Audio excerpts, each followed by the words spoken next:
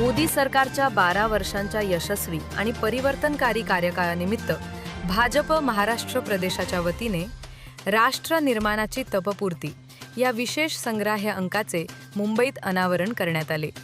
मुख्यमंत्री देवेंद्र फडणवीस यांच्या हस्ते हा प्रकाशन सोहळा पार पडला। या विशेष अंकामधून नवभारताची विकासगाथा, आत्मनिर्भर भारताची वाटचाल आणि जनकल्याणकारी योजनांचा आढावा मांडण्यात आला आहे। यावेळी भाजपा पदाधिकारी, लोकप्रतिनिधी आणि माध्यम क्षेत्रातील अनेक मान्यवर उपस्थित होते। नमस्कार। सर्व माध्यमात जे काम करणारे आज आपण अतिशय चांगल्या पद्धतीने या ठिकाणी उपस्थिती दाखवली। प्रसार माध्यमांनी सुद्धा आजच्या देशासाठी आणि देशवासियांसाठी महत्त्वाचा असणारा हा विषय देशाचे पंतप्रधान नरेंद्र मोदी पंतप्रधान म्हणून त्यांनी शपथ घेतली आणि शपथ घेतल्यानंतर पासून आजपर्यंतची 12 वर्ष एक टॉप या एक तत्वामध्ये वर्षामध्ये त्यांनी या देशाला आणि देशातील असणारी भौगोलिक परिस्थिती निसर्गाची असणाऱ्या परिस्थितीपासून वेगवेगळ्या परकीय असणाऱ्या गुणांच्या संदर्भाबद्दल असणारी परिस्थिती त्यामध्ये ताकदीने भारताला परमवैभवाच्या दिशेने घेऊन जाण्याच्या दृष्टिकोनातून हे जे महत्वाचे आहे ते करण्याचं काम केलं। युपीएचं प्रदीर्घ काळ चाललेलं सरकार आणि या सरकारने काही गोष्टी या देश हिताच्या त्याकडे केलेलं दुर्लक्ष आणि या 12 वर्षांमध्ये देशाच्या पंतप्रधानांनी जे निर्णय घेतले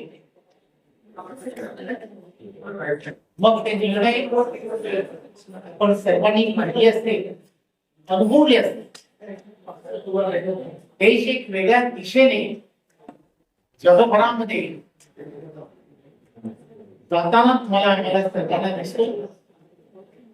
प्रत्येक क्षेत्रामध्ये छाप पाडण्याचं काय हे देशातील असणाऱ्या विविध गुणांमुळे झालं हे आपण सर्वांनी पाहिलं।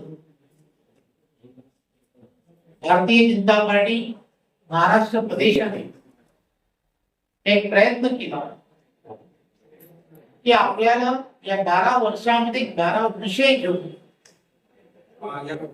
खरं तर एका कॉम्पिटेबल ग्रुप मध्ये हे सर्व विषय ते आपल्याला मांडता येतील का, तर ते कदापि मांडता येणार नाही।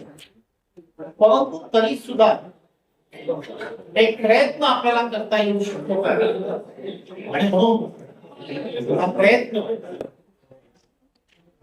भारतीय जनता पार्टीच्या प्रदेशाने केला आणि त्या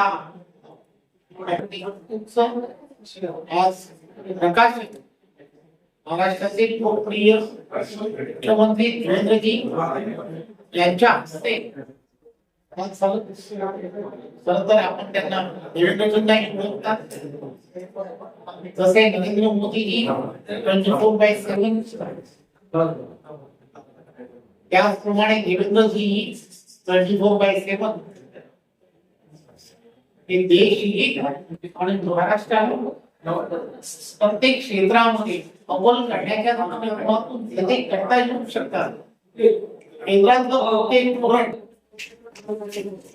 हे राज्यामध्ये कसं अवलंब करता येऊ शकतं यासाठी सातत्याने रात्रीचा दिवस करत असतो. त्यामुळे त्यांच्या हस्ते आज जो प्रकाशन झालंय आणि आपण सर्वांना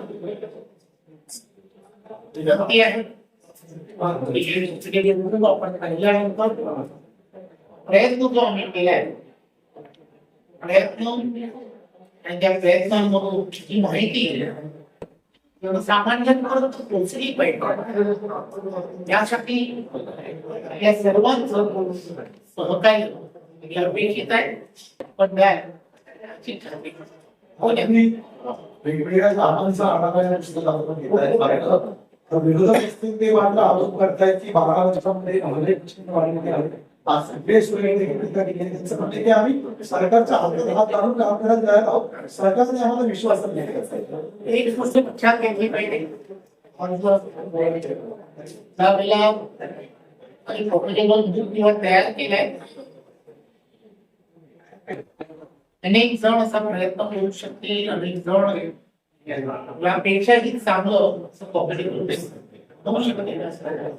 परंतु यामध्ये प्रत्येक विषयाच्या नंतर एक प्रगती पुस्तक म्हणून एक पान ते जोडलेले आहे. त्यामुळे 2014च्या अगोदरची एक असणारी परिस्थिती आणि मग त्यामध्ये झालेला बदल एक ओळीमध्ये त्यावेळी असणारी परिस्थिती आणि आता झालेला बदल अशा सगळ्या गोष्टी त्यामध्ये नमूद केल्या. खरं तर या सगळ्या गोष्टीसाठी एक 2000 पानाचं पुस्तक सुद्धा तयार करता येऊ शकतं. परंतु छोटे छोटे विषय त्या विषयामुळे झालेले बदल हे त्यामध्ये नमूद केले की जे सहजपणे बोलता बोलता आपल्याला लोकांपर्यंत पोहोचवता लक्षात घेतली पाहिजे. राष्ट्र उभारणीच्या दृष्टिकोनातून जे प्रत्येकाने केलं त्याच्याबद्दल त्याची स्तुती करणं हे गरजेचंच आहे. परंतु एक गोष्ट लक्षात घेतली पाहिजे धोरण तयार करणं आणि धोरणाची इम्प्लिमेंटेशन करणं. इंदिरा गांधींनी सुद्धा बँकांचं राष्ट्रीयकरण केलं परंतु ती बँक सामान्य लोकांपर्यंत घेऊन जाण्याचं काम हे देशाच्या पंतप्रधानांनी केले.